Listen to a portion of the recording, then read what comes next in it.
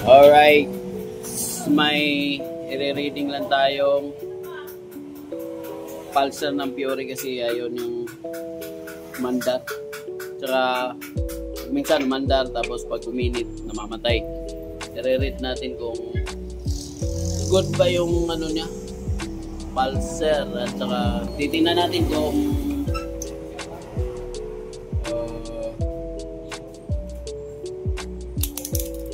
i-read siya, no? So, kung bababa siya sa 100 ohm, ibig sabihin din siya. So, dahil walang ground dito, dito na si battery o si battery.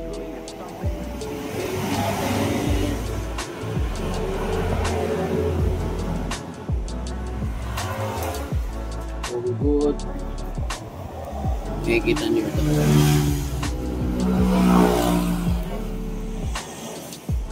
Check natin.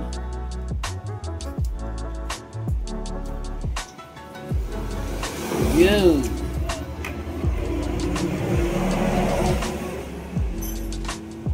Dapat di siya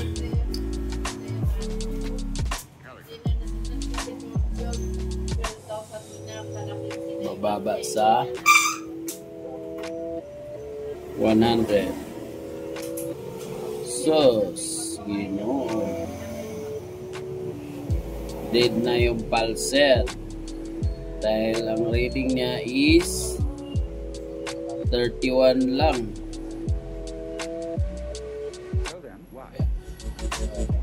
Zero 31.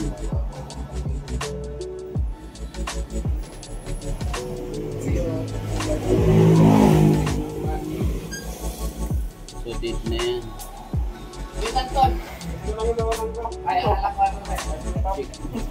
Jadi ano mo na, baklasin mo na yun.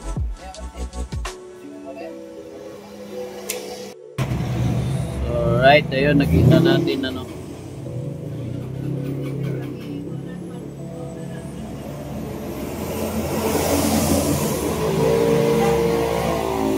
So, nakita natin yung reading niya is mababa dun sa 100 ohms. So, papalitan na natin yan. Yung pulsar natin. Or yung buong stator na. Kasi wala namang bintang pulsar dito. Bibili na tayo buong stator. Okay. O yan ha, titignan natin ulit yan. Naka-on siya ng ano. Yan. Okay yun. So, ulitin natin. Ulitin natin. Sukit lang natin sa positive to dahil sa negative yung black. Itong sa tester ano. Yung negative side. So, kita nyo to. Dito lang yung reading. So, mababa na siya. Ibig sabihin, shorted na yan. So, okay. Palitan natin to. So, para makita na ito, makita natin sa inyo ha. Ano ko ba magpapakita? Ganyan na lang. Yan, makikita nyo na. Liwanag ng camera. O natin. So, titingnan natin yung reading. Dapat hindi bababa sa 100 yung reading nito.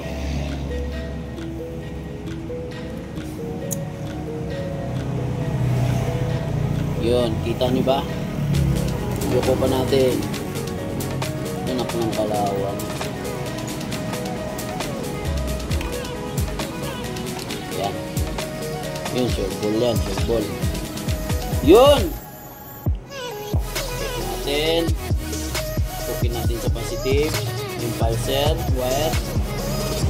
Tapos, ilalagay natin sa ground.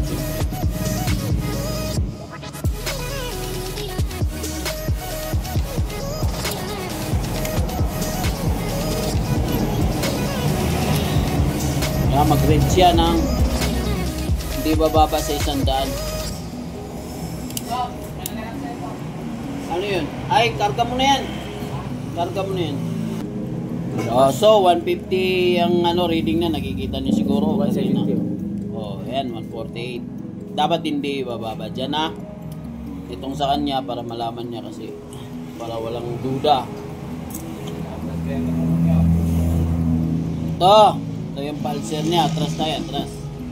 Atras, yan. Para may idea din kayo yung number dito. Oo. Okay. Okay, kita. So, tusok natin. Tusok natin sa positive yan, makikita nyo. Tapos sa ground. Anak ng tokwa. Sa ground. Kaboom! Wala pa siyang reading. Kasi hindi pa natusok sa negative. Anak ng tokwa. Ay, para makita nyo. Ito kasi yung kanina. So, tinister ko na pero ulit ko lang para walang daya. Gaya ba? Oh. Is kaboom, 146.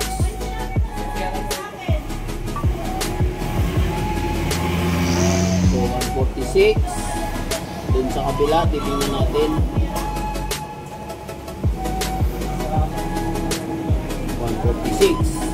148 doon.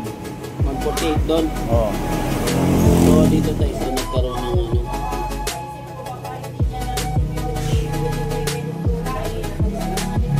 146.5. yun 146. So, parehas lang. parehas lang. So good pa yun. 147. Oo. 148. Basta hindi siya bumaba. So, ayan. Hindi. At least nakita natin itong bago. 146 at saka 148, no? Natin ulit. No? Yung body ground nito. Ano So, gagawin natin dito. Kasi yung reading niya doon kanina, mababa, no? Kaya natin ito. 30 plus yung kanina? E di ano yan nga. Yung pulser. Oo. Check na natin. Shoot natin ng maganda. Para Baka sa Bulacan pa sa Miniris. hindi na siya Wala. malaman na ito. Ah, dyan sa kabila. Oo. Humina ay pagka uminit na, yun na. Doon na nagkakatalo. Kahit i-press button mo, wala na sa may ignition coil na lumalabas galing wala nang kuryente lumalabas galing sa ignition coil. Pwede mo nang hawakan ng kamayan pa. Yun yung gagawin natin. So ang tanong dyan kung bakit bago naman to, Pero siyempre bumigay na yun. 1 week. Bumigay 1 week. Uy, nasan na isa nito? Ayun. So para hindi tayo may ilo, papalitan natin para kasi baka shorted na talaga tong. So ititestan natin doon sa dati natin pinag-testera na gano'n yung reading. Dahil mahirapan na tayo nito. Uy, so, ano lang muna ito, trial. Babalik natin tapos pag na-perfect na, saka natin i-fix. Ipo-full wave din namin to kasi naka-full wave. Full wave to siya. So yan, kakabit na natin. Lagyan muna natin ng 2 tornilyo. Natin.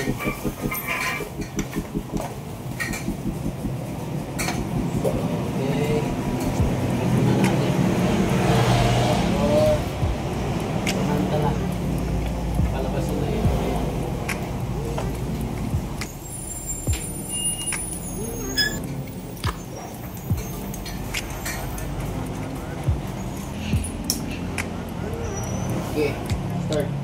Titingnan ko kung mataas yung wala din siya. Pwede may kita na natin. Ano yun dyan? Wala.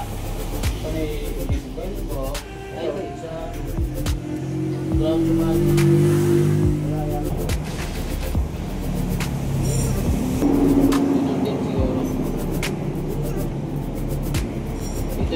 troubleshoot na Galit ka! ingatis din natin.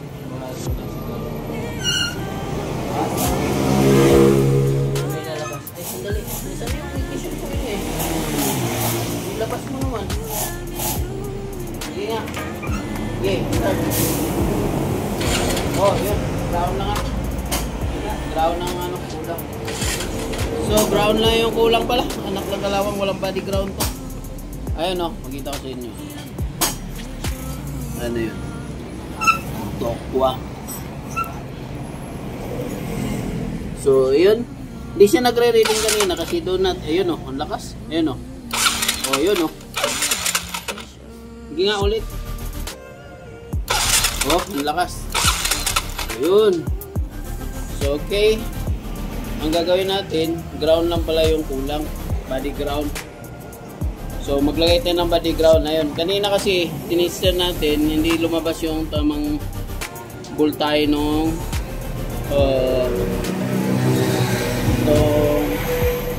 stator, ano, ay yung pulser coil. So, ayan. Nakita na natin ang tunay na dahilan. So, ayan, at least ngayon. So, okay.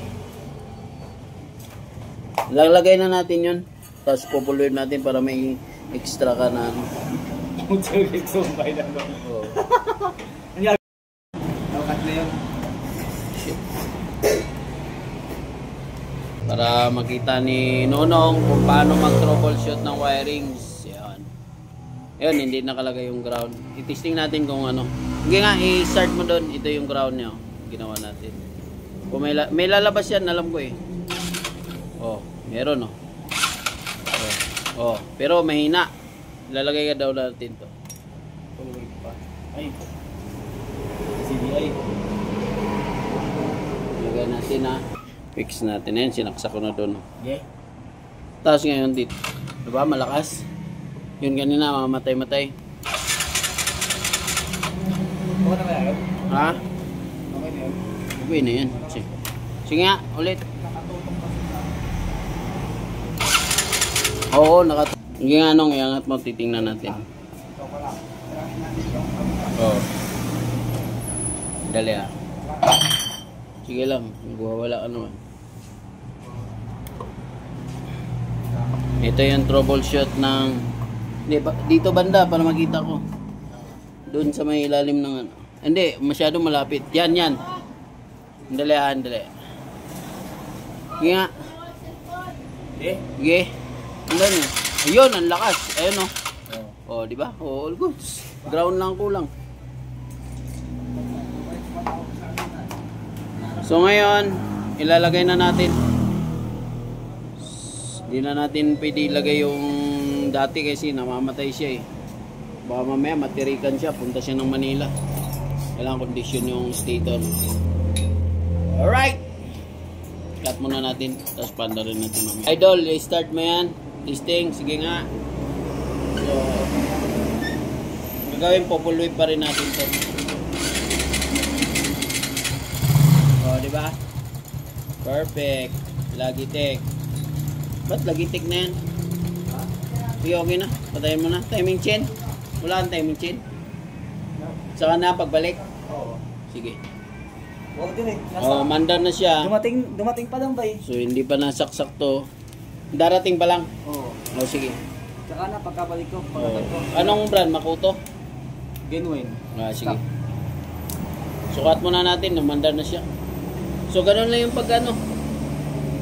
Pag minsan nagre-reading kayo, wala palang ground dito.